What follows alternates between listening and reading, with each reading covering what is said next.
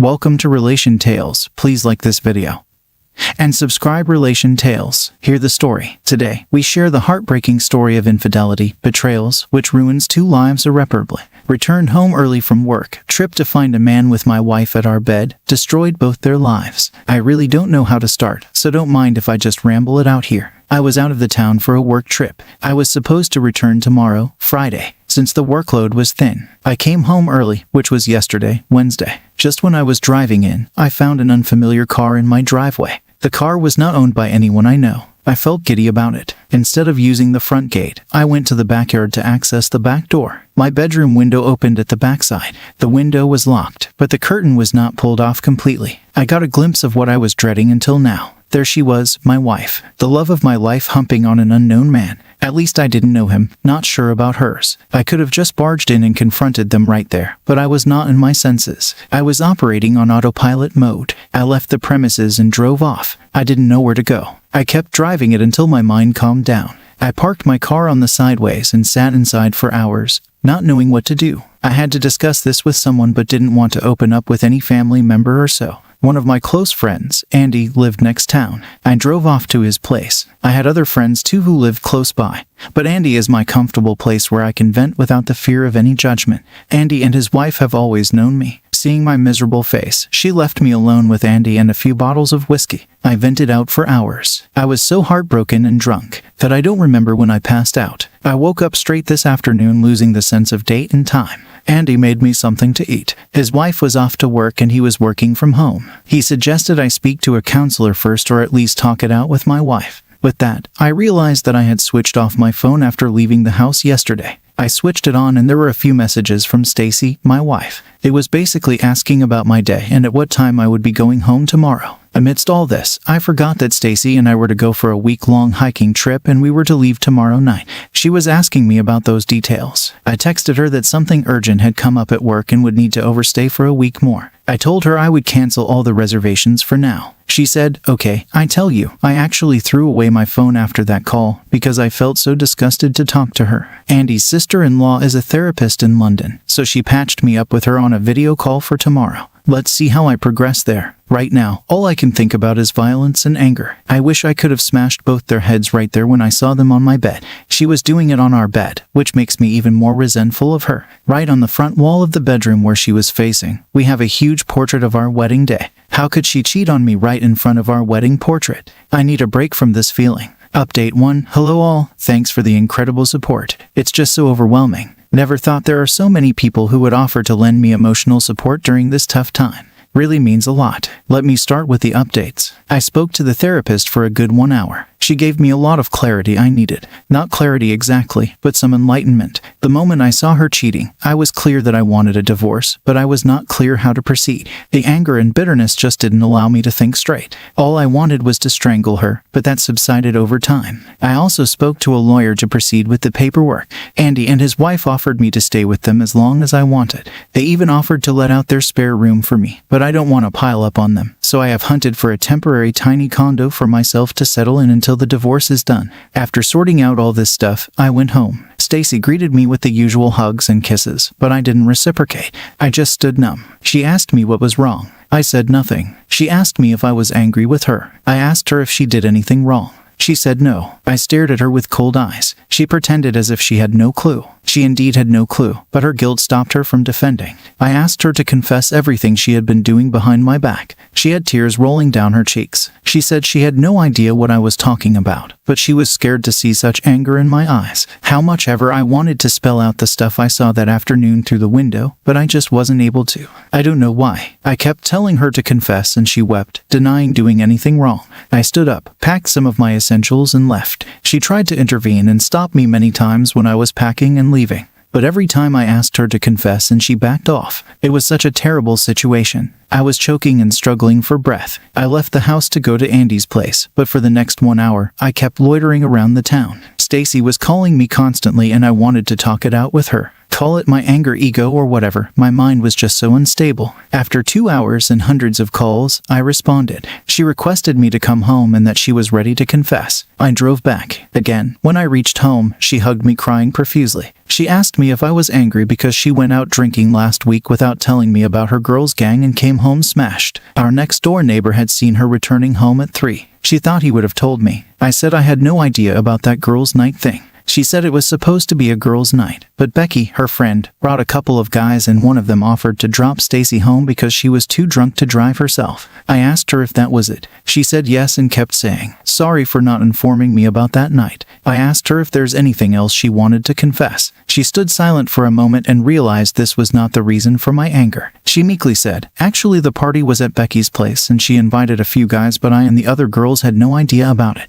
The guys were flirtatious and after a while Becky went inside with one of them. Then one of the guys was just too much into me and we did some normal stuff." I asked her what was that normal stuff. She said just touching and feeling each other. But I swear nothing else happened. No penetrations, nothing. You see, she was playing mind games, confessing the milder ones. She didn't know that I had already seen the full episode. There were another few rounds of these mini confessions. I would spare the details of each of those stupid or made-up stories. I don't even remember half of the details of those confessions, because I was waiting for her to spit out the ultimate truth that I had seen. After she was done with her cover-up confessions, I asked her, "Which of these guys you were fucking up on our bed last Wednesday?" She froze. She was like, "There must be some misunderstanding." I was done with her lies that I yelled out, "I have seen it." She let out the tears of defeat and helplessness, and then narrated the entire thing. It all started at a girls' night out where there were a bunch of men. They approached these women. They partied together. While returning home, Becky invited them to the after party at her home where Stacy and the other girls were heading. On reaching home, Becky took one of the guys to her room. It was awkward for others, but eventually, everyone got comfortable and Stacy hooked up with another guy. Since then, she has been seeing that guy at Becky's place and sometimes calls him home when I'm away. Stacy's phone was ringing throughout. When we were done talking, I asked her if it was him. She nodded. I responded to the call. AP on the other end. After hearing my voice say, "Maybe I dialed the wrong number," I said, "No man, you have dialed the correct number. Now your wife would get a call from me." He hung up. Stacy pleaded not to involve AP's wife. Until then, I had no idea that he was married. I just shot in the dark and it landed in the right place. I asked Stacy for her details. I forced her to call AP's wife and come clean. After a lot of crying and resistance, Stacy called her and confessed. A few minutes after she hung up, she got a call from AP. I asked her to answer. She answered. AP on the other end yelled at her for destroying his marriage. Stacy cried and said she was sorry about everything, but she had to do whatever I said to save her marriage. AP said his wife was packing her stuff and leaving the house, threatening to divorce and ruin him, and it was all Stacy's fault. After the phone call, the room felt like a Holocaust chamber, cold and suffocating. She tried cuddling me and suggested we take a vacation to rekindle our relationship.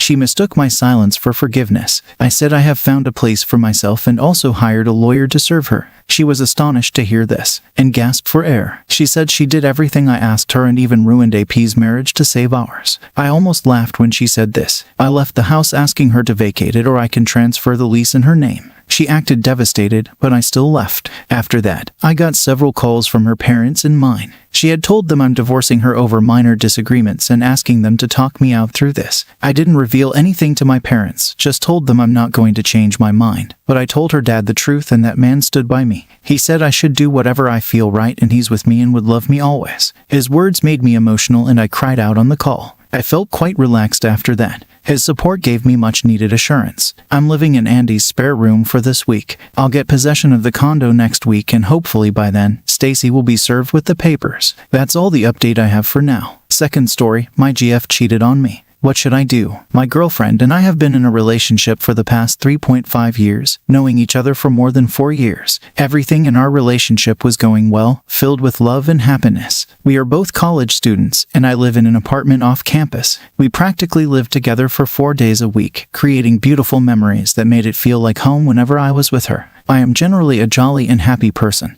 while she tends to be a bit more reserved and sad. I loved making her smile, and bringing joy to her day was incredibly fulfilling for me. She often mentioned how being around me made her forget all her problems.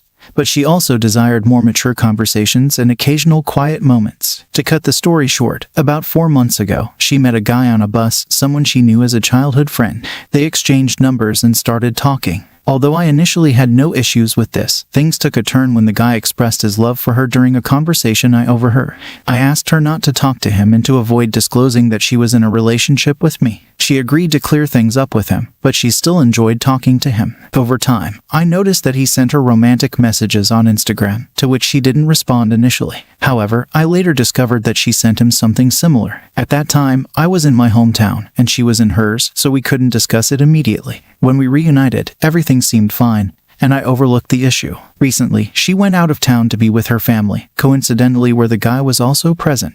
They met for coffee, but things escalated, leading to a kiss and eventually them being intimate. She admits to having developed feelings for him and claims she only wanted to meet him.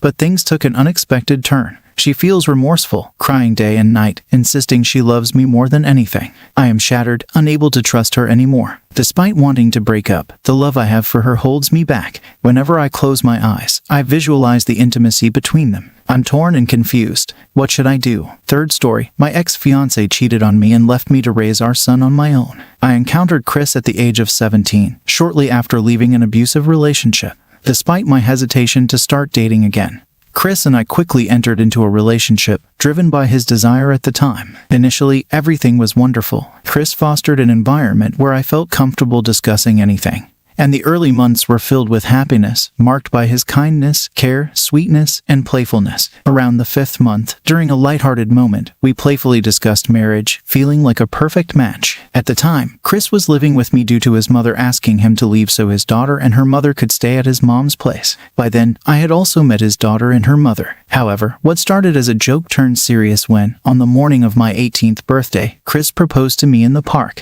Unsurprisingly, my mom disapproved, feeling I was too young and it was too soon. Midway through our relationship, I noticed a change in Chris's behavior. He stopped engaging in activities he used to enjoy, and his temper worsened, particularly when he consumed alcohol excessively. While he hadn't become physically aggressive, he became angrier and demanded more intense sexual encounters. If I declined, he would ignore me for the rest of the night. Acts of affection, such as buying flowers and planning dates, ceased, and his tone shifted from happiness to annoyance. Remarkably, during our discussion about these changes, Chris asserted that I was the one who had changed. According to him, I wasn't confiding in him anymore, leading him to believe I didn't care. I was genuinely shocked and recall asking how I could change to rectify these issues. Additionally, I addressed his drinking problem, expressing concern about its impact on his health and the aggressive behavior it triggered. Despite having that conversation and his promise to cut back on drinking, nothing substantial changed. I vividly remember a moment when he was drunk, choked me, and I blacked out briefly. He, however, refused to believe he had actually done it. A week before my 19th birthday, I discovered I was pregnant. Despite the challenging circumstances, I felt a sense of joy since I had previously been told by my doctor that I couldn't have kids due to health problems. Chris shared in the happiness, as he had been eager for a son, and it turned out I was expecting a boy. However, the situation took a dark turn shortly after. Despite his initial joy, Chris became increasingly abusive just a few weeks into my pregnancy. Regrettably, he not only became physically abusive but also engaged in infidelity during this vulnerable time. He held me responsible for the deteriorating state of our relationship and proposed a break when I was approximately 7 months pregnant. Despite still sharing a living space, the primary intention of the break was for him to seek assistance. However, instead of pursuing that path, he engaged in infidelity, first with one of the older women in the neighborhood and then with someone else. Astonishingly, he went on to tell the new girl that I was the one who cheated and that the baby wasn't his. On the same night he left to cheat, he blocked my number and never disclosed the truth to his mom. She remained unaware until I personally informed her and presented evidence through messages. I ended up giving birth with my mom by my side, as he was absent, and subsequently took legal action. Since he wasn't listed on the birth certificate, I discovered I wasn't obligated to seek child support, a choice I deemed better for both me and my son. This decision not only spared me from a highly toxic individual in my life, but also alleviated concerns about my son spending weekends with a neglectful parent prone to anger issues. That essentially summarizes how my ex-fiancé cheated on me during pregnancy, ultimately leaving me to raise my son independently. Surprisingly, I find myself somewhat grateful for his departure. Thanks for joining us on this chapter of Relation Tales. If you were moved by these stories, hit that subscribe button and ring the notification bell. Don't miss out on the upcoming emotional roller coaster of relationships. Your support means the world, and we can't wait to share more compelling tales with you. Until next time, remember, every relationship has a story worth telling. See you soon. Welcome to Relation Tales. Please like this video and subscribe. Relation Tales. I know my wife, and I know she wants something big. Susan is dressed in her sexiest outfit, a tight red dress with a plunging neck and a short hemline. She has accessorized it with jewelry meant to accentuate her incredible natural beauty, but also meant to highlight our shared past. A brooch I gave her on our 15th anniversary, a necklace from her 3rd Mother's Day, earrings I gifted her on our honeymoon. Her high heels complement long, fishnet-clad legs. She's cooked my favorite dinner, and she has waited on me hand and foot since I came through the door. These are beyond the usual lengths she goes to when she wants something from me. I've tried to be a generous husband, but I'm not made of money. I've worked as a personal injury attorney in private practice for most of my career, and while that has allowed our family a certain level of comfort, there are still limits. This level of effort means that she is asking for something far beyond those limits. I know my wife, and I know that what she wants is far more than we can afford. Susan was able to stay home and raise our 2 children, who are now out of the house and away at college. She's been a good wife and mother. She's a wonderful cook, has tried to stay fit and trim, is generous in bed, was always first to volunteer at the kids' schools, and makes me feel loved and appreciated. Over the years, though, she has tried numerous things to alleviate the boredom of being a stay-at-home mom: bird watching, makeup sales, writing, and many more. When she has wanted to try a particularly expensive hobby, she would put the full court press on, much like she is now. When Susan expressed her desire to re-enter the workforce after the children left home, I readily supported her. Finally, she'd be contributing financially instead of just spending. However, it's been 2 years since she resumed working, longer than her usual hobby-hopping stint. It was only a matter of time before she'd tire of it and move on to something new. This change was long overdue. I know Susan well, and I'm familiar with her pattern of adopting new obsessions. As we sit down for dinner and chat about my day, it's all part of the routine. Trying to get her to what she really wants will only ruin a nice dinner, because she thinks she has this process down to a science. She read a book on negotiation during her self-improvement phase, a hobby that lasted a blessedly short amount of time. She believes that holding to a rigid timetable and only giving information when she wants to is the key to getting what she wants. It's not a bad strategy, but she's used it so often that I can see all of her plays from a mile away. After dinner, she cleans up and asks me to sit with her in the living room. I sit in my chair, and she stands, as usual. She wants to give an impassioned defense of whatever wild hair she's off on, so she wants the ability to range about the room. She will make her case, telling me how happy this will make her. She'll offer something in exchange: new golf clubs, promises of financial return, and indulgence of time and money for one of my pet projects, something she feels is of commensurate value. If I accept, she will fall in my lap and ask me to take her to bed, promising sexual delights as an additional reward, usually scaling in value with whatever she's gotten. If I say no, I can expect an icy bedroom for weeks or months, and she may try to go behind my back then ask forgiveness later. Over the years, it's been easier to simply say yes, knowing she'll get bored before sinking too much into her temporary mania. I know my wife, and I know she's trying hard for an easy yes. Susan begins to talk about her work. She's enjoyed working there, but there's a new young manager that has taken particular interest in her. At first, I nod along, thinking she means that he wants to mentor her, or that she's bucking for a promotion. I know that this will mean longer hours, and I expect that she's angling to cut back on her responsibilities at home. Then I realize she's no longer talking about her job. She's talking about the manager. He's from a wealthy family. He's handsome, well-traveled, and athletic. He has leveraged his family name and business acumen to rise through the ranks quickly at her place of work. She had trained him not long after she started, and now he's her boss. She speaks at length about him and only of positive qualities. I know my wife, and I know what her new obsession is. Susan tells me that they've become close. She says that she had not mentioned him previously because she rarely talked about her work at all. As she talks about him, I remember seeing him once at a Christmas party. He came over and said hello to both of us. He seemed very friendly towards her, but quickly melted back into the crowd, and I thought nothing of it.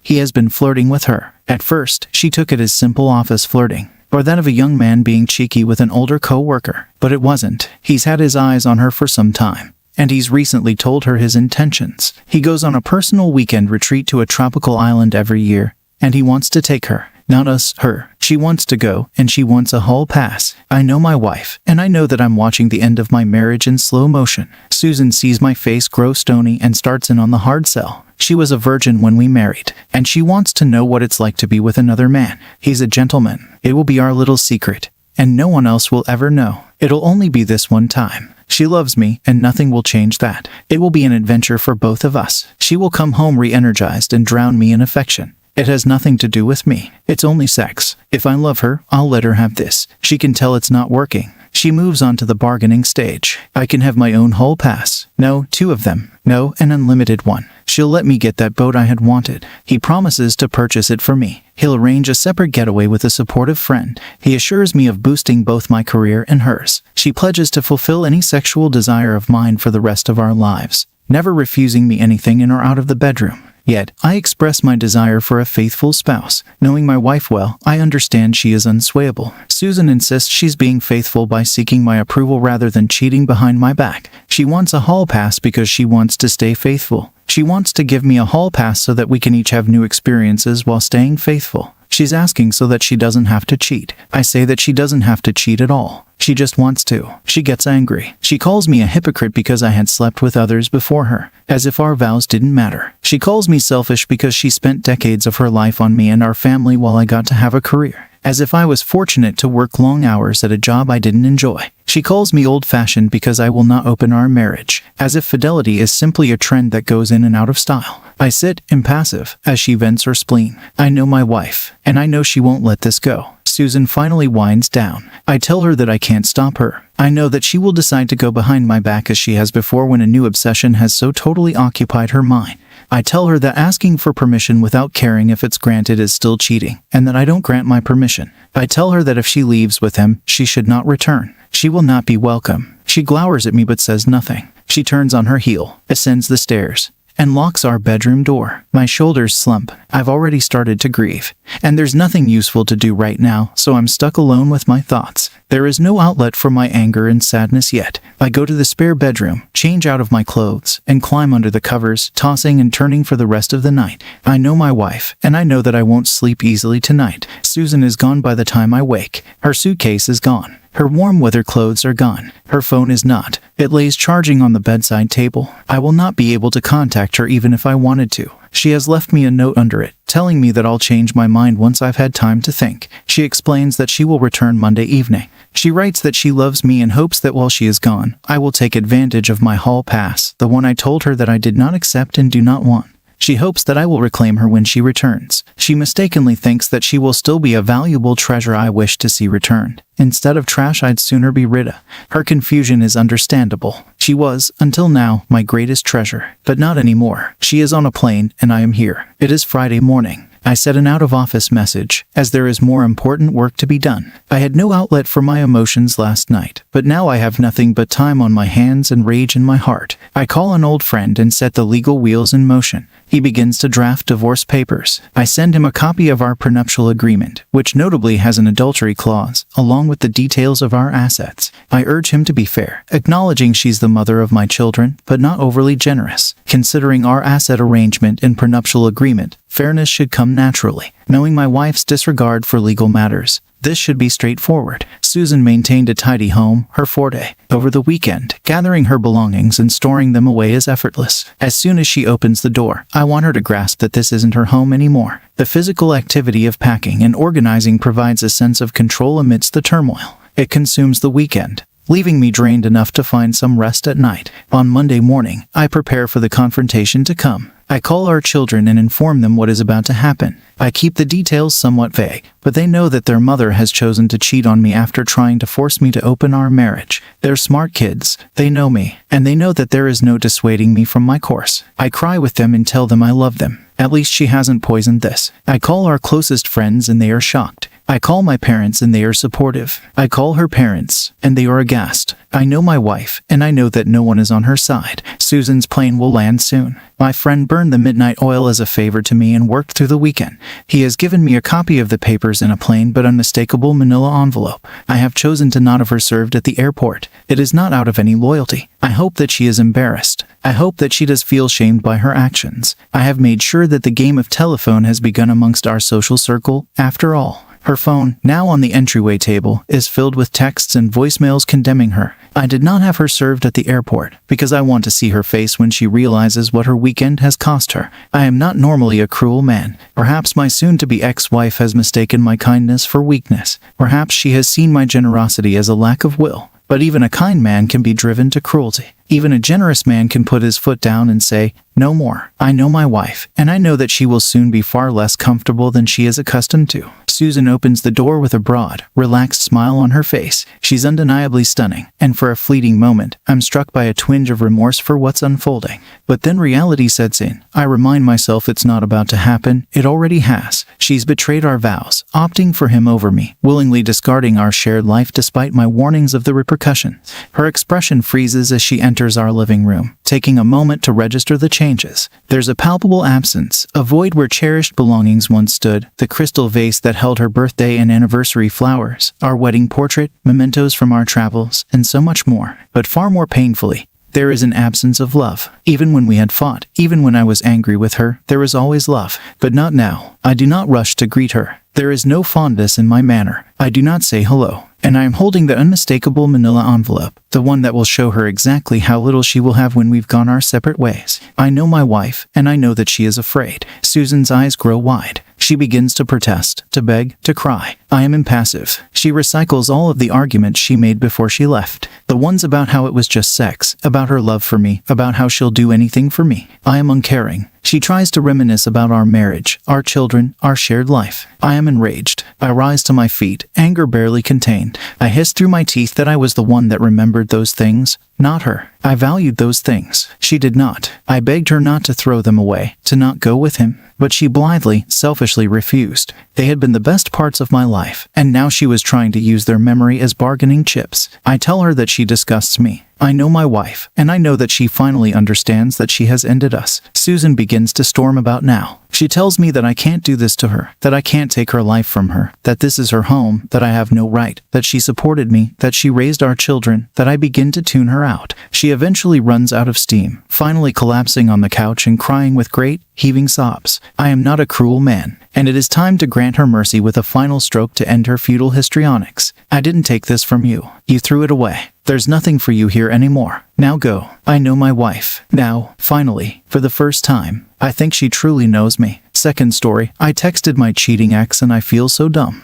My ex and I were together for 3 years until our breakup last July. I discovered his infidelity several times. Texting other girls, snapping them, sliding into DMs on Instagram, and even denying he had a girlfriend while engaging in sexting. This was a deal breaker for me. Now, I find myself at that stage of the breakup where I can only recall the good times. In December, I started dating someone new, but I made it clear from the beginning that I wasn't ready for commitment or anything serious. However, over the weekend, he confessed his love for me, leaving me feeling hollow inside. I promptly ended things, unable to reciprocate his feelings. This triggered a flood of emotions, reminding me of how much I once loved my ex. With Valentine's Day passing recently, I couldn't help but feel the absence of my ex and the life we shared. I reached out to him, hoping he felt the same way I did. But to my dismay, I received no response. I feel foolish and embarrassed. I shouldn't be chasing after someone who didn't treat me right. Yet I can't help feeling shattered. I'm also taken aback by his lack of reply. I'm not sure why I'm sharing this. I don't necessarily need advice. Maybe I just needed to vent.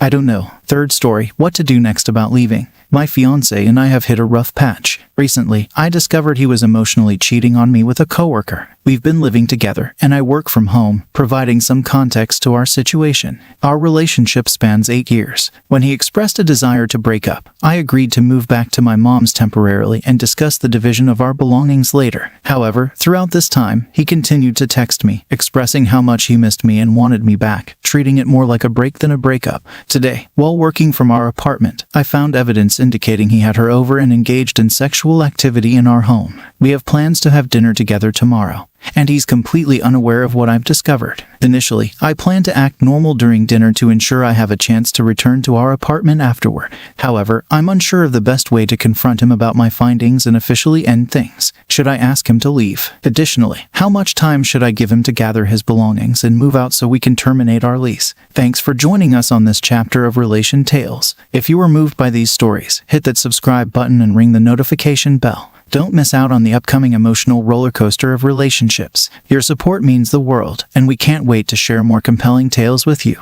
Until next time, remember, every relationship has a story worth telling. See you soon.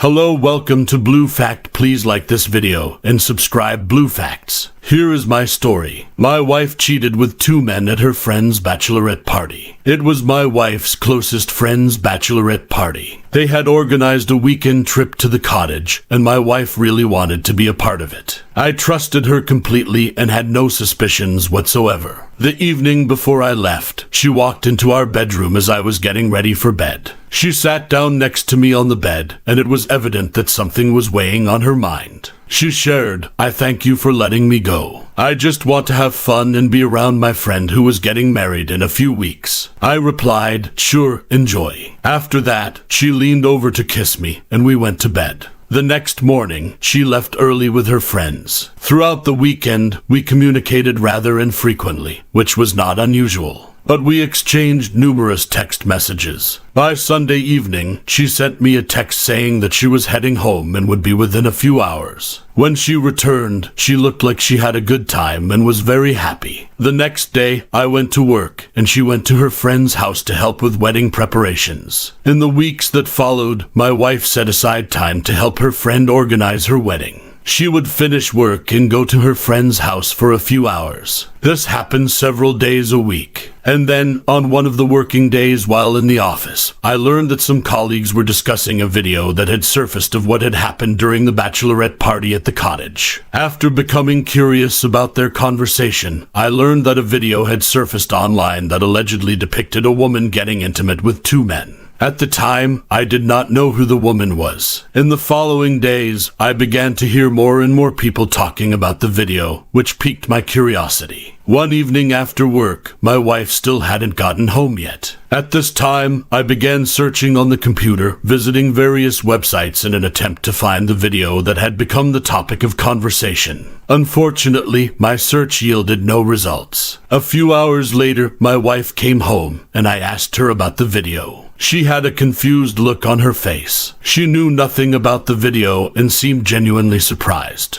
I smiled and asked what on earth happened in that cottage. Unfortunately, I didn't get to see my wife's reaction. The next day, when I arrived at work and took my seat at my desk, a coworker immediately approached me and asked, "Listen, did you watch that video?" I admitted that I hadn't had time to look it up. He retrieved his phone and proceeded to display the video, the very same one that had been the subject of discussion. I was utterly taken aback, struggling to process what was unfolding before my eyes. The visuals were astonishing. 4 partially unclothed men strolled in the footage. They entered the room, and the women in the background shouted happily. Then the men started taking turns dancing in front of the gathered women. At first, I laughed, thinking that was the end of the festivities. However, the continuation of the video took me by surprise. It showed a moment when one of the men came in extremely close to a particular woman. As it turned out, it was my wife. My entire demeanor changed dramatically. The laughter disappeared, replaced by a somber mood.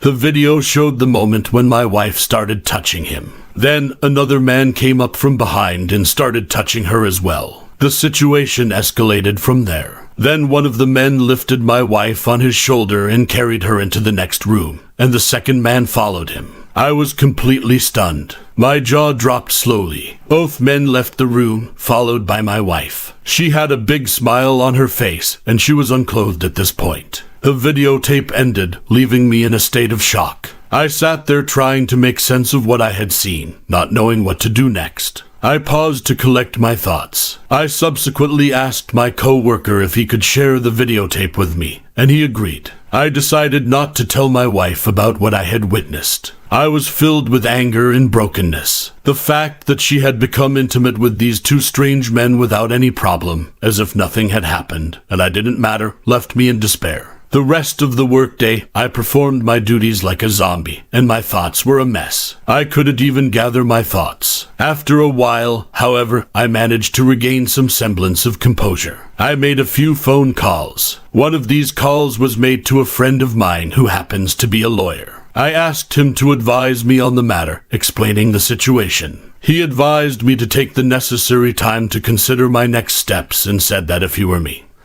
he would probably file for divorce. Following the brief discussion with my friend, I reached out to a divorce lawyer to gather information about the options available to me given my wife's infidelity, as well as to understand her potential entitlements. During the conversation, I provided details about our situation, specifically that we didn't have any children but jointly owned a house with an outstanding mortgage, and both of us were employed. The attorney informed me that if I intended to remain in the house, I could initiate divorce proceedings and attempt to have my wife vacate the premises. However, he cautioned that this process could be protracted, and success wasn't guaranteed. After consulting with 2 separate attorneys, I arrived at a conclusion. I resolved to proceed with divorcing my wife and reached a decision to file the divorce papers the following day. No explanation she could offer would justify her actions, and I suspected she might not even be aware of the video. I spent that night restless, unable to sleep due to the overwhelming turmoil within me. The video played on a loop in my mind, and I grappled with the incredulity of my wife's actions. The following morning, I awoke around 6 a.m. Sleep eluded me, prompting me to rise, dress, and head to work. My wife remained asleep, and I refrained from addressing the situation with her. It's worth noting that there has been no intimacy between us, nor have I made any advances toward her following the exposure to that video. Upon reaching my workplace, I informed my boss that I required some time off. Although he sensed something amiss, he respected my privacy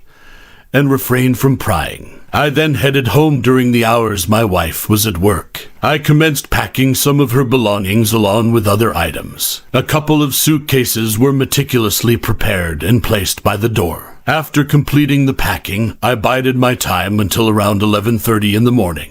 I retrieved my phone, located a link to the video, and forwarded it to my wife. It was evident that she promptly read the message. I initiated a FaceTime call. I communicated my decision clearly. I informed her of my desire for a divorce, disclosing that I had already initiated the filing process. Furthermore, I conveyed that she needed to collect her belongings. She abruptly terminated the call but called back about 5 minutes later, saying she was on her way home. I informed her that when she arrived, I would be upstairs in my office, and I didn't want to see her. When she got home, with tears in her eyes, she asked me where I got that video. I said, "I'm not going to explain anything to you. Just leave." In response, she adamantly stated, "I'm not going anywhere. This is my home too." She further stated, "We're married. You can't just kick me out." In response, I firmly stated, "Our marriage will not last long now." Frustrated, she dialed her best friend's number, explained in a shaky voice the situation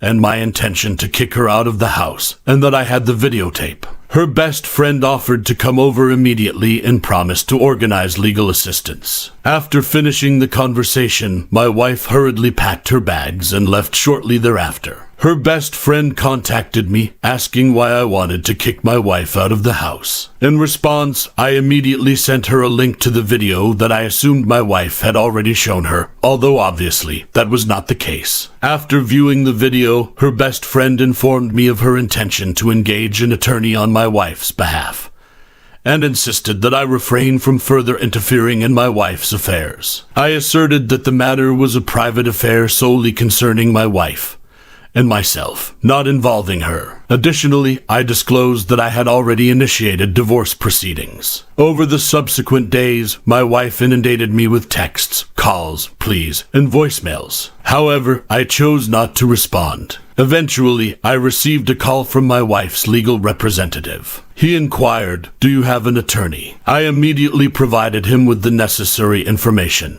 He then thanked me and ended the conversation. A few days passed, and I received a packet of divorce-related documents from my wife's attorney. I scrupulously went through the papers and faxed them to my attorney. I also sent my attorney an email notifying him of the receipt of the documents. A few days later, I received a call from my lawyer. I was curious about my future ex-wife's demands, so I asked him. He outlined the essence of her claim. She was demanding a half share of the entire estate, including the house and one of the cars. Unexpectedly, she did not ask for alimony. I informed the lawyer that her father was wealthy. He owned 4 hotels and several other businesses, which convinced me that she would have adequate financial support. I then told the attorney that I wanted her to vacate the house and remove her name from all joint documents. My attorney cautioned that this might be difficult to accomplish, but assured me that he would explore options to resolve the problem. Several weeks down the line, I received a call that worked from my lawyer bearing unfortunate news. He conveyed that due to her name being on the property deed, I couldn't simply evict her from the house. Moreover, given her claim to half of the house, it seemed probable that selling it might be the necessary course of action. I expressed my reluctance, stating that I cherished the house and wasn't keen on selling it.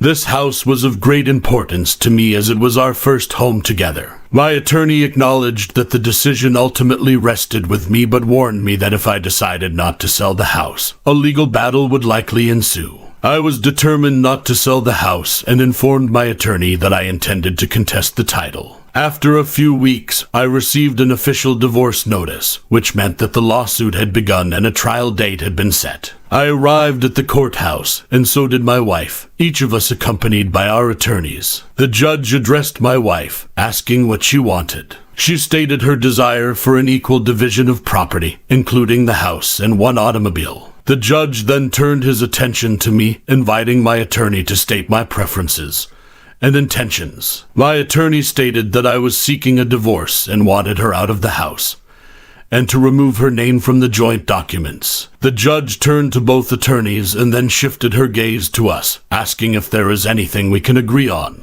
My wife and I exchanged glances and simultaneously shook our heads in mutual disagreement. The judge went on to explain that in Alabama, a state that allows for both no-fault and fault divorce, adultery falls into the latter category. Addressing my wife directly, the female judge stated, "Young lady, you have committed adultery, and on the basis of that guilt, I will grant your husband a divorce on the grounds of adultery." The judge then looked at my wife and continued, "Ma'am, I am ordering you to vacate the house within 30 days. However, given your joint mortgage, I have no right to interfere in this matter. You will have to resolve it directly with your mortgage lender." The judge further added, "Sir, she retains the option to move back into the house if she so chooses. It's considered the marital home, and she has a legal claim to it. However, should she decide to move back in, she will have 30 days to vacate the premises." Again shifting attention to me, the judge asserted, "Furthermore, I am directing you to continue making mortgage payments until the mortgage is settled, whether through full repayment or sale." The judge asked if there are any additional issues that need to be addressed, and my attorney stated that my wife wants one of the cars. The judge then shifted his gaze to me and asked if that's accurate. I confirmed to the judge that it is true and stated that she can indeed get one of the cars, but must pay for it herself. The judge then granted her request, allowing her to get the car. After these issues were resolved, the judge finalized the divorce. Approximately 1 week post-divorce, my ex-wife conveyed her decision via a text message. She expressed her disinterest in returning to the house and instead sought her share of the house's equity, proposing to transfer ownership of the property to me. I promptly replied to her text, stating that our cumulative equity amounted to $30,000. I also indicated my willingness to provide her with half of that sum once the refinancing process was successfully completed. After adhering to all necessary legal obligations and completing the refinancing procedure, I upheld my commitment by transferring to her half of the modest equity held in our former home. Several months later, my wife's father sadly passed away, bequeathing her an inheritance of $3 million. It became evident that she no longer required any financial assistance from me. Even prior to her father's demise, her financial stability was unquestionable, given his substantial support. Despite her attempts to reach out through calls and texts, I made a conscious decision not to respond. While it might have been suggested that I reconsider our situation due to her newfound wealth, I remained resolute in my choice not to reconcile. My attitude towards her had changed, and I didn't have the same feelings for her as I used to. To this day, the identity of the person who shot the video during that weekend at the cottage remains unknown to both her closest friend and my ex-wife. After all these tumultuous events, I am a free man. As a man in his 42nds, I am absolutely grateful that she and I did not have children. Thank you for listening to the story to the end, and if you liked it, please support us with a like as well as subscribe to our channel. Write in the comments what you think about the story.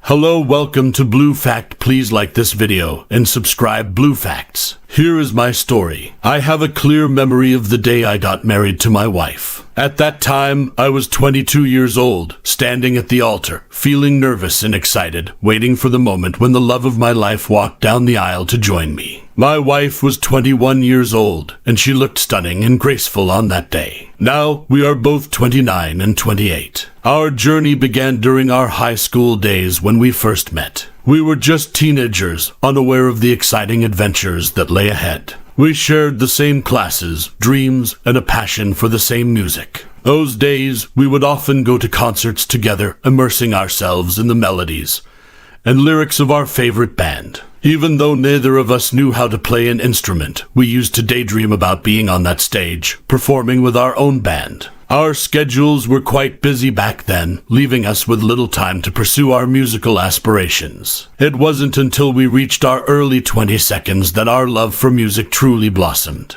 We would spend countless hours discussing our favorite songs, analyzing lyrics, and fantasizing about one day creating our own music. As time went by, we made a heartfelt promise to ourselves. We pledged that as our two boys grew older, now at age 7 and 5, we would provide them with opportunities we never had, the chance to learn to play a musical instrument. Our oldest son had shown a strong passion for playing the guitar, so we set out to find a talented teacher who could nurture his budding talent. My wife had always possessed a deeper enthusiasm for music than I did. She had crushes on various musicians, something I didn't think much of. After all, everyone has their own harmless fantasy. A passion for music was contagious, and it only made me love her more. I admired her unwavering dedication to the art form and how she used it to connect with our boys. During those early years of parenthood, my wife worked part-time at the local high school, which left her with plenty of free time to bond with our boys. She became their musical inspiration, introducing them to the magic of music. She would play their favorite tunes on the stereo, and as they danced around the living room, she would sing along, creating beautiful memories filled with laughter and joy. When our son reached the age of 7, my wife and I believed it was the perfect moment to keep our promise and get him into a music class. We wanted to support his growing interest in playing the guitar. But as we pondered our options, my wife had a particular musician in mind, someone she claimed to have noticed performing at a bar during one of those rare nights we managed to go out together. Little did I know that my wife had taken the initiative that night to approach this musician and exchange contact information. They had struck up a conversation about music, and she had even managed to negotiate an arrangement for guitar lessons with him. She claimed that she had kept all this a secret, waiting for just the right moment to surprise me with the news. I can vividly recall the evening she chose to unveil her plan. It was a cozy night at home. The kids were snuggled in their beds, and we were sitting on the couch, enjoying a glass of wine. She had a mischievous sparkle in her eye as she began to talk about our son's upcoming music lessons. "You know," she started, a thoughtful look on her face, "I have been giving some serious thought to who might be the perfect teacher for our young guitarist." I leaned in, intrigued. "Who are you thinking of?" A smile played on her lips as she admitted, "Remember that musician we caught performing at the bar a while ago? The one who wowed us with the incredible guitar solo." Recognition dawned on me. "Yeah, I remember him." With enthusiasm in her voice, she nodded and said, "Well, I have actually been in contact with him, and he's agreed to give our son guitar lessons." I was taken aback by the surprise, but unsure about her initiative. "You did all this behind the scenes." She chuckled and confirmed my suspicion. "I wanted it to be a surprise for both of you. I truly believe he's the perfect teacher for our son, and I know our little one will learn a lot from him." We spent the remainder of the evening hashing out the details of this arrangement. My wife had already negotiated a fair price, and it seemed like our son's guitar lessons were becoming a reality. As the weeks went by and our son's guitar lessons commenced, I couldn't shake a growing sense of unease about the situation. My wife had been adamant about hiring the musician from the bar, and although I trusted her judgment in many aspects of life, my instincts were telling me that something didn't quite fit right with this particular choice. I made up my mind to meet the musician in person during one of our son's guitar lessons. When I entered his apartment after he invited us, he was dressed in a rock and roll t-shirt and sporting a meticulously groomed beard. He greeted me with a warm smile, but something still felt off to me. To my perception, he appeared to be more focused on his image and charisma than on his musical expertise. As I observed the lesson, I noticed that while he did possess a certain level of skills, he didn't quite match the level my wife had portrayed.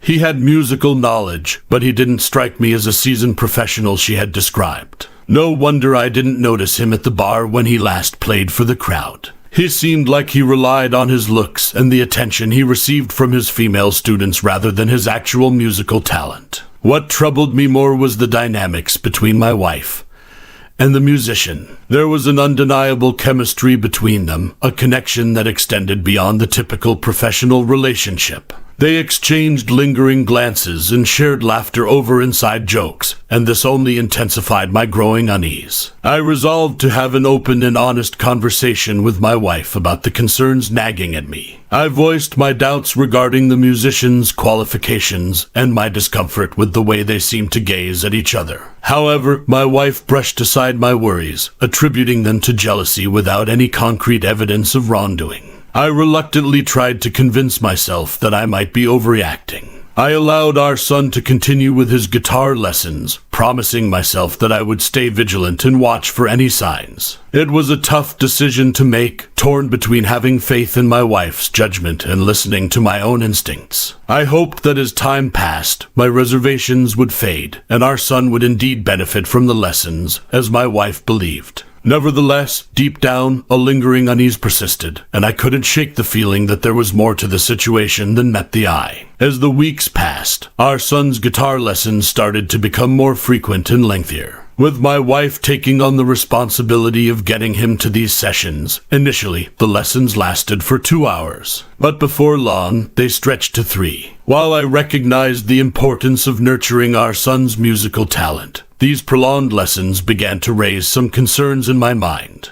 With my wife being away during these extended sessions, I found myself entrusted with looking after our younger son. Balancing my job and parenting became more demanding, particularly because I needed to leave work early to take care of our younger child while my wife and older son were at the guitar lessons. During the time when it was just my 7-year-old son and me at home, I often encouraged him to practice what he had learned. However, I couldn't help but notice that his skills didn't seem to be progressing as much as I had hoped. It became a source of worry, and I began to question whether these lengthy lessons were truly effective. I made the decision to sit down with my wife for another honest conversation about my concerns. I asked her about why our son's improvement in guitar playing didn't seem to match the increasing length and frequency of his lessons. Her response caught me off guard. She suggested that our son might have ADHD. Given her background as a part-time school teacher, I initially took her statement seriously. I believed that she had some credibility in making such assessments. However, deep down, I had doubts about her diagnosis. I hadn't observed any of the typical signs of ADHD in our son. He was a bright and focused child, and I couldn't help but wonder if my wife was searching for an explanation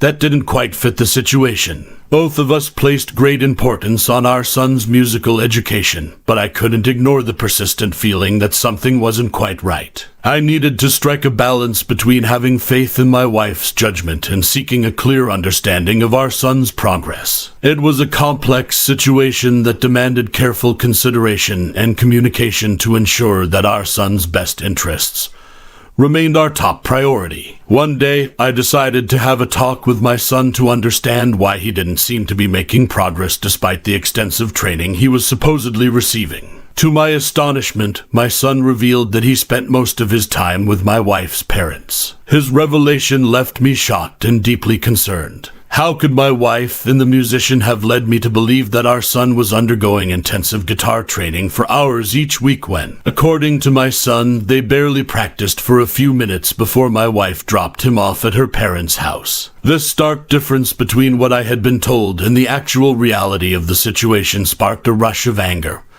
and frustration within me. I couldn't shake the feeling that something was seriously amiss. Moreover, I noticed that there was an unusual transaction on my credit card, where $100 was withdrawn and then reimbursed within 24 hours, sometimes every week. This coincided with the days my son went for his lessons. With determination to get to the bottom of the fence, I initiated my investigation. I began to discreetly check my wife's schedule and the musician's availability during these supposed lesson times. It didn't take long for me to discover that my wife's actions did not match the story she had been presenting to me. It seemed she had been misrepresenting the situation, and I couldn't comprehend the reason behind her actions. I recognized that I couldn't avoid confronting my wife about the unsettling discovery I had made. However, I was determined to understand her motivation and intention before jumping to conclusions. The weight of my suspicion and the imperative to discover the truth eventually drove me to take drastic action.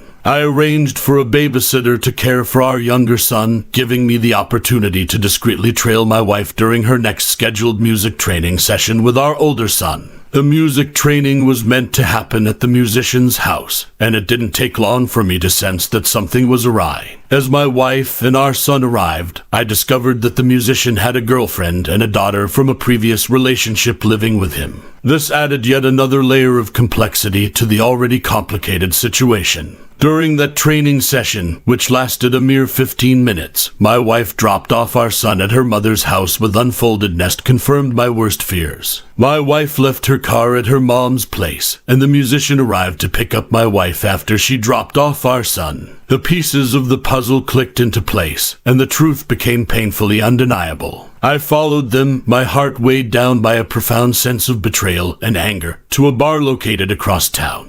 They strolled hand in hand into the bar. There was no mistaking the nature of their relationship. They carried themselves with confidence, the demeanor of a couple deeply in love. After spending a few minutes at the bar, they walked hand in hand to a cheap motel nearby, which explained why I was receiving a charge on my credit card from a hotel. Feeling deceived, humiliated, and consumed with rage, I could hardly believe my eyes. To confirm my suspicions, I decided to call my wife. When she answered, I inquired about her whereabouts, fully aware of what she would say. She replied, "Oh, I am still at our son's practice." Her blatant lie was a devastating blow. It felt as though my world was crumbling around me as I grasped the extent of the betrayal, not just towards me but also toward our son, who had been unwittingly caught in the midst of this deception. It was a profoundly painful moment that would forever alter the trajectory of our family's life. I knew that I had to confront my wife about her actions and the devastating consequences they had on our marriage and our children. In the midst of overwhelming anger and a profound sense of betrayal, my emotions spiraled out of control. The thought of my wife and the musician being together in that motel room was unbearable. I gave them 10 minutes, a simmering rage building inside me, before I made a decision.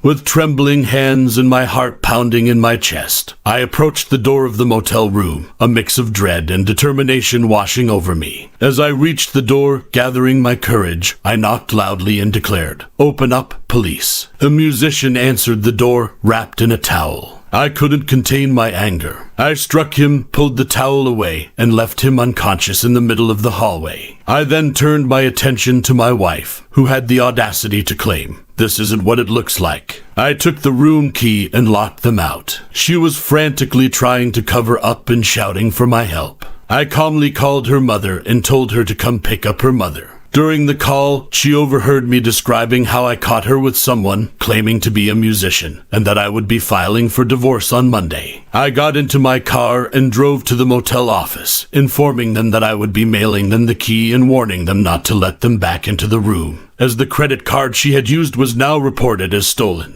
The motel staff informed me that they would be contacting the police. I then went to her mother's house to pick up my son and brought him home. The motel staff opened the door for her to take her belongings, but subsequently kicked both of them out. My wife returned home the next day, cheerful and begging for forgiveness, admitting her mistake. However, I made the difficult decision to ask her to leave the house and stay with her mother. The following day, I consulted a lawyer and initiated divorce proceedings. Thank you for staying today. End of this video. Please support this channel by liking and also subscribing. Now, let's get some reactions in the comments section. Thank you and have a wonderful day. Thanks for watching. Please like this video and subscribe my channel. Welcome to Relation Tales, where we delve into the intricate stories of relationships, from the heartwarming to the heart-wrenching. We explore the highs, the lows, and everything in between. Get ready for real tales that resonate with us all. Hear the story. My girlfriend and I were together for 5 years, living together the whole time. She needed somewhere to go when we met, so she moved in as my roommate for a few days. But then we slept together and our relationship began. We both enjoyed going for walks, having friends over for board games, and volunteering at a local stable that offered therapeutic riding. A lot of our time was spent there, working together. At least once a week, we took our basset hound on our memorized hiking trail through the valley and over the mountains. Over the years, we formed a close bond and enjoyed living with each other. I was thankful that starting a romance with my roommate didn't come back to haunt me, but I wasn't considering the possibility of change at the time. I felt like we could always stay like this. She started to get restless, though. It seemed like her head was in the clouds because she started talking about getting a van and traveling across the country. We didn't have the money to do that without dipping into our hard-earned savings. And without staying to work, we'd fall behind on our bills. When I told her this, she suggested we sublet our apartment. She wouldn't let go of the idea, even though I didn't like it. I didn't trust a stranger to stay in our home, keep it nice, pay us, and leave whenever we got back. It just felt like something was going to go wrong. Unbeknownst to me, my girlfriend arranged to meet a potential subletter. She met him without me for God knows how long while I was at work. They met alone in the apartment. When she told me this, I was furious. I told her she was lucky he didn't try anything while I wasn't there. How stupid do you have to be to meet a stranger in your home without your spouse there? She swore nothing weird or bad happened, and he seemed like a responsible, honest renter. He even worked in the same building as her. I couldn't believe this, but I decided to go along with my girlfriend. She wanted us to buy a van and go on a trip so bad. It was like her life depended on it. So, I got off work early one day and bought a van for us. I got her flowers and a card that basically said she could tell the sublet to move in, and I'd love nothing more than to travel with her. As I drove through the parking lot, I saw her leaving the rental office with a man I assumed to be the subletter. They were smiling ear to ear and then kissed passionately. I had to jerk the wheel to avoid clipping a parked car. This was supposed to be our subletter, and I just caught my girlfriend kissing him. I hadn't even told her I was ready to do this. She just went ahead and did it anyway. I was furious and shaking when I got out of the van, holding the flowers and card carelessly. My girlfriend noticed me, and her face went from pleased and happy to scared. She rushed over to me, asking if this was our new van. One look at a P, and I instantly got the feeling that he thought too highly of himself, had a lot of money, and didn't care that he was kissing my woman and intruding on my life. I told her it was my new van because I just saw her kissing our subletter. AP gave us space while she tried to downplay what I just saw. I told her there was no excuse for it and threw the flowers and card at her. She picked it up, started reading it, and then sobbing. It was like the card, van, and me standing in front of her snapped her out of whatever delusion she was feeding herself. She said she didn't know what came over her. She just wanted to travel with me and make the subletter official. I mocked her for sounding like an idiot. That's all she wanted, yet she met him alone in our apartment twice, and I caught them kissing. In so many words, I dumped her. We fought back and forth while AP sat in his car, but I don't remember what we said. I just remember how betrayed I felt. My girlfriend got smart with me when she realized I wouldn't forgive her for this. She said she didn't have to leave because her name was on the lease, but that she would give me some space to get over what just happened. I watched her get into AP's car and leave. I went inside the apartment in some kind of zombie-like trance and felt like it belonged to someone else. I didn't want to be here anymore, and I couldn't stay with my girlfriend after how she just defended herself for seeing another man. I looked at the van I just bought and decided what I was going to do. I packed all my stuff, everything, and fitted into the van. I divided it into my essentials, stuff to sell, and stuff to keep. I put my apartment key under the mat, carried my basset hound to the van, and left. 2 weeks later, I remembered my ex saying that a P worked in the same building as her. It wasn't hard to find the information I needed and send an email to my ex's boss. She replied less than a week later, thanking me for bringing this violation of company policy to her attention. AP and my ex were fired for dating in the workplace. She tries calling me and texting me pitiful cheater words, but I know she was just one of the many people I'm destined to meet. She wasn't even mad at me for getting her fired. She just wanted me to come home. As much as her betrayal hurt, she was the one that encouraged me to buy the van and travel. I hope anybody reading my story doesn't let anyone or anything hold you back from being happy or content with life. Now, let's get into the second story. My wife and I were married for 3 years. Our marriage was greatly influenced by our parents. Her parents were desperate for grandchildren, so seeing as she was their only child and when she never had a long-term boyfriend, they took matters into their own hands. They knew my parents from church, and my parents were also growing impatient with me. I hadn't had a girlfriend for longer than a year, and I never considered having children with anyone.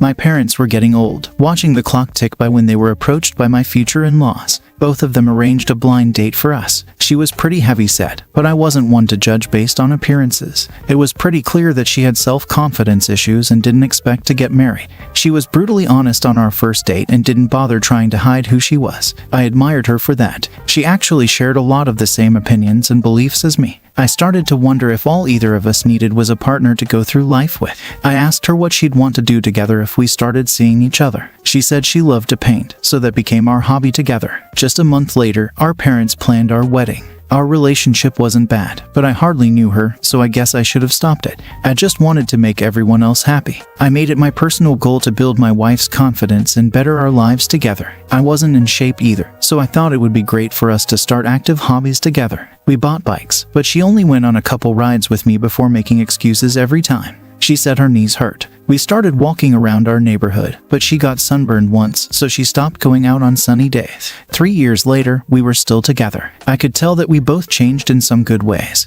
but I admit I could only handle a few hours at a time with her before I started to feel weird. She made me feel like what I said was a waste of time, and whatever I suggested we do together was lame. When she told me she was joining the yoga class, I was skeptical. She said it was the perfect way for her to get in shape. I asked if I could do it with her, and she hesitated before saying no. She wanted this to be her time to think and work on herself. I arranged for a friend of mine to wait in our neighborhood for my wife to leave so he could follow her. He called me when they got to a cafe. My wife was meeting a man over coffee. From what he could tell, it seemed like this was their first date. I was nauseous. What I worried about for so long was becoming reality. This whole marriage was a terrible idea. I decided not to confront her that night. My friend sent me a picture of them sitting at a table. I just plugged in my phone and went to sleep. 4 days later, I told my wife I was going to work at the same time as her yoga class, but I just parked my car down the street to get into my friend's car. We followed her at a distance until she got to the bowling alley. She greeted AP with a kiss on the lips. I was shocked to see her this way. She was wearing a flirty dress, and I could tell she had gained confidence since we first met, probably because of my emotional support and love. Yet here she was, using her newfound confidence to kiss and date another man. My friend and I jumped out of the car to confront them. She stopped kissing him and turned her head to see me. She started hyperventilating and got defensive as she accused me of following her. I think she was just extremely remorseful and embarrassed. I think our marriage meant more to her than she cared to admit because it would have made the moment unbearably painful. I just told her she was cheating on me, so we were over. It sounded weird because I couldn't think straight. She just went inside with AP and got in line to get bowling shoes. She was trying to make it seem like nothing happened. That's when I got angry. I trusted her and accepted her as my wife, even though I was scared I'd get my heart broken. And now she was pretending she didn't do anything wrong. My friend and I started a game in the bowling lane beside theirs. I made it extremely awkward for them by staring as they bowled like idiots. I couldn't decide what to do, so I just did the first thing that came to mind. I ordered nachos and threw them on my ex's head. She screamed and whined, and bowlers around us were very amused. AP told my nacho-covered ex that he was going to see other people and left. It was extremely satisfying to follow my friend out of there without regard to my ex getting the cheese out of her hair. I filed for divorce, and it was a nightmare for our parents. I felt worse for them than myself, but I was glad we didn't have kids together. She tried calling me and even talking to me in person, even though she said extremely intimate and honest things like giving me credit for her maturity and growth. It didn't matter to me. She still had growing up to do because she cheated on me. I did what I could for her, but I wanted the opportunity to meet someone else. It's been years since this happened, and I'm happy to say that I remarried and had children with my new wife. My parents are happy grandparents, and I have a wife I can be proud of. Next story. Cheated on at the worst point in my life. Can't comprehend and move on from it. Her. Our relationship was pretty good. We both shared very good memories, and we were planning to marry each other and made great sacrifices, progress, and even met each other's parents, and they knew our intentions. We celebrated our 11-month anniversary. I sent her gifts and she happily said things like, "I love you, my husband. I can't wait to marry you. You will be my forever love," etc. We talked for hours and played games. And just 15 hours later, she confessed to his male friend and kissed him. So I broke up with her. She acted very weird, hot and cold. Even despite my efforts to fix things, she clearly expressed that she did not want to fix anything, but she didn't want to lose me.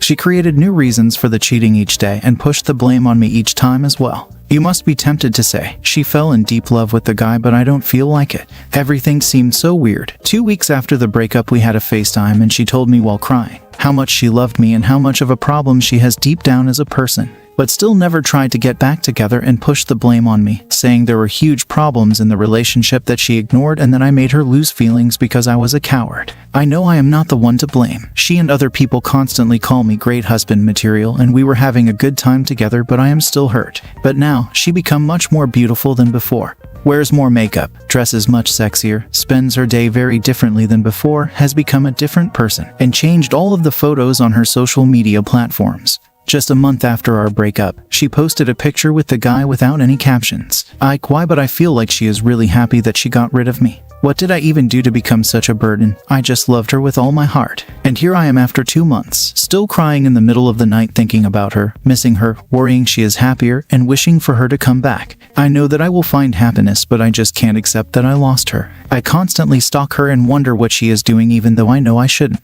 I read through hundreds of these kinds of posts about infidelity and took pieces of advice, but nothing seems to help. The worst part is she left me at my lowest. I went to 2023 with a loving girlfriend, a new job, new friends, and new hobbies. Everything was great. But in 2024 I am all alone. I lost my job, so I had to move back to my parents, and I do not have any friends here either. I lost all of my hobbies because of my relationship, and I have nothing to do. I am going to cry for her, and she will be bad-mouthing me and our relationship. I wonder if she is ever going to regret her decision, but it seems like she won't. I genuinely lost all my hope for the future. I can't focus on anything, and everything I do feels like I am doing it to make her jealous rather than to make me happy. I just lost myself in the process. TLDR, GF cheated, blamed me, and moved on so quickly while I am still struggling with life and missing her. Next story, wondering if she has or is having an affair. I have had this gut feeling for about little over a year now that something is either off or, better yet, changes. I have driven myself literally insane, which has created a large hole in my heart. I am 59 and wife 59 also, coming up on our 40th anniversary. This gut feeling I have started mid-2022 from changes in her. I have always given her a hug and kiss when we get home from work,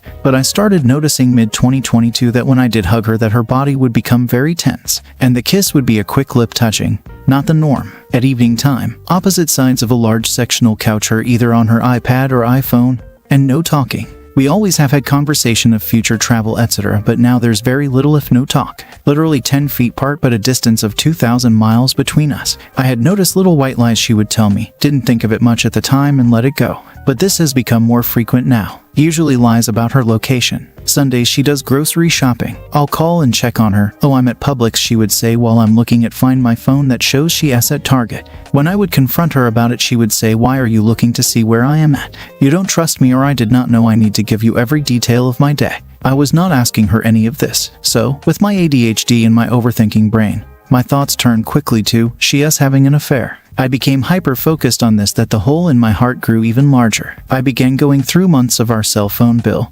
Nothing out of the ordinary. Occasionally, when the opportunity arose, I would look in her phone. Nothing I noticed as a red flag. And yes, I did not feel good about myself for doing this, but this guy feeling would not and had not gone away. I finally just asked her, was there someone else? She got very angry. That was another change. She's never been one to get angry, but during this time she gets very angry at me when we have an argument. Her anger would cause her to call me bad names like "you are a fucked up motherfucker" or "I hate you guts," and almost every time she threatens to leave. She has never been this way. She had started showing me more affection, love, hugs, etc. since I had asked her if she was having an affair. But this is not like her either. She has never been like that toward me. It was like overly affection, like she was trying really hard. I know this is long. I am sorry for that. It is late tonight, so apologies on my grammar and spelling. I still have this gut feeling due to the changes. This feeling is a very deep feeling. I feel something with here has happened, but not sure. Now, 35 years ago she did have an emotional affair, killed me, but I moved on after years of battling those feelings as alone. She never wanted to discuss it, so I had to deal with it on my own. A secret battle. I'm looking for opinions, advice, or that I am really that fucked up motherfucker as she has referred to as. I have no proof of anything other than the changes I've mentioned. Thanks for joining us on this chapter of Relation Tales. If you were moved by these stories, hit that subscribe button and ring the notification bell. Don't miss out on the upcoming emotional roller coaster of relationships. Your support means the world, and we can't wait to share more compelling tales with you. Until next time, remember, every relationship has a story worth telling. See you soon.